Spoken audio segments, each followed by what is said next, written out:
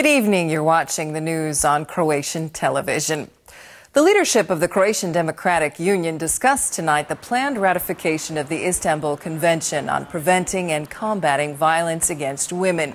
Prime Minister Andrej Plenković's announcement that the convention would be sent to lawmakers for ratification within 2 weeks has caused some discord within the party and the ruling coalition.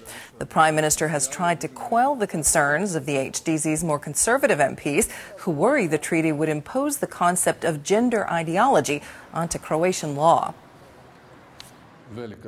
Most of the people at today's meeting have analyzed the Istanbul Convention thoroughly, and they don't see gender ideology in the document. There is no gender ideology in the provisions of this convention. That's the most important thing. As for these other people who live in a world of perceptions, they might need more time to understand the point and scope of this convention. I'm not completely opposed to the convention, but I am to a greater extent. I'm wondering why the convention took a definition that is not the internationally accepted definition of gender as being identical to sex. Currently, I am one of those people who will need some time to understand the point and scope of the Istanbul Convention. I think it should be ratified because values are important to a society, and the prevention of violence against women is surely one of those values. President Kolinda Grabar-Kitarović is on a multi-day South American tour. On the second day of her visit to Argentina, she visited the memorial to South American independence leader General San Martin. She later met with Argentinian President Mauricio Macri. The two leaders spoke about how to strengthen trade relations, which are currently at very modest levels. The president presented her host, who is a big football fan, with a Croatian team jersey and invited him to visit Croatia.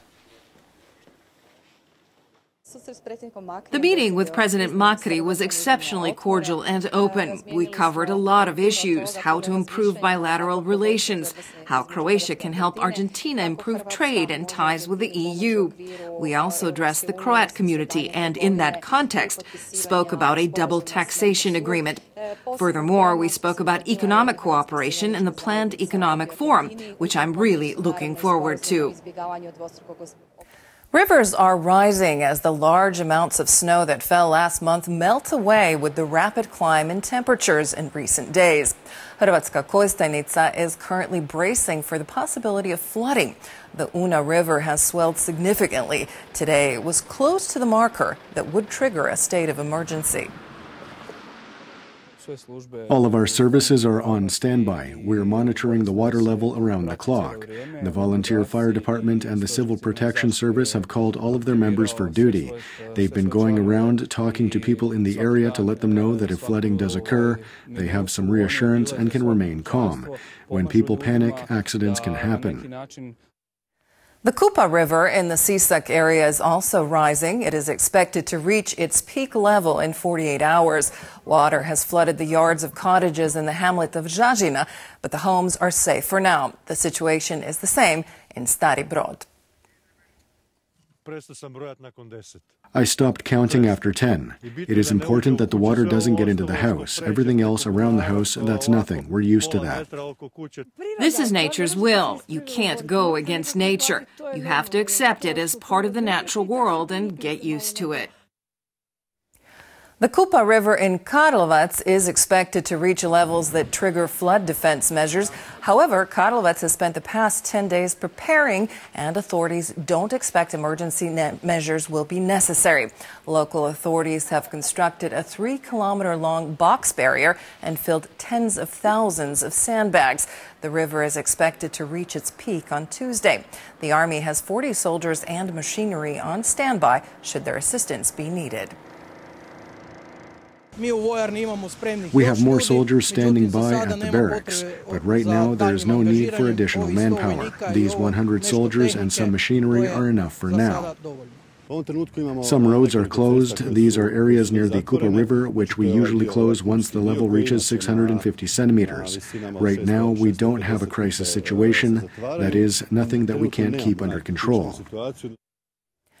Croatia has issued a European arrest warrant for suspected Croatian narcotics boss Stjepan Prnjat, who was arrested by Slovenian police last week as part of an international drug bust spanning several countries. Prnjat is refusing extradition and has instructed his attorney to demand he be tried in Slovenia because he claims he would not be able to get a fair trial in Croatia. We have issued a European arrest warrant and several investigation orders. That was clearly stated by the USKOK deputy chief. We are moving forward according to procedure and in cooperation with judicial authorities. Agrokor's new government-appointed crisis managers have filed their first monthly progress report since taking over from Ante Ramljak. Fabris Peruško and his deputy Irena Weber report that the team has resumed working intensively on reaching a settlement with creditors. The report also states that 100 appeals have been lodged to a court document listing all of the claims against Agrokor. Those appeals will be reviewed by the High Commercial Court. In sports, Dinamo Zagreb has announced Nikola Jurčević will be their new coach. This is the second time the former Dinamo and national team player will lead the team. He was head coach from 2003 to 2004 when Dinamo won the Cup and the Super Cup. More recently, he has been assistant coach to Slaven Bilic at West Ham.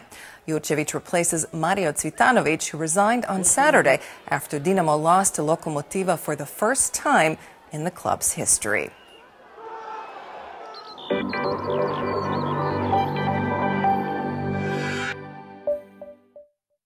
Tomorrow's forecast calls for variable weather. There will be cloudy skies and rain on the coast. In the central and eastern regions, the morning will be partly sunny, but rain is expected later in the day.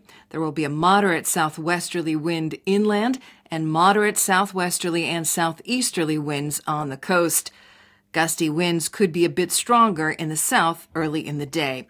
Morning lows will range from 2 to 7 degrees inland and from 8 to 12 on the coast. The day's highs will be between 11 and 16, slightly cooler in the mountains.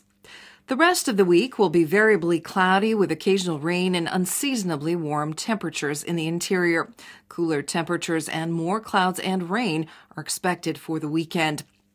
On the coast, conditions will be unstable with occasional rain and thunder showers during the week. There will be a moderate to high southeasterly wind. On Saturday, temperatures will begin to drop and winds will turn to a northeasterly direction on the north coast.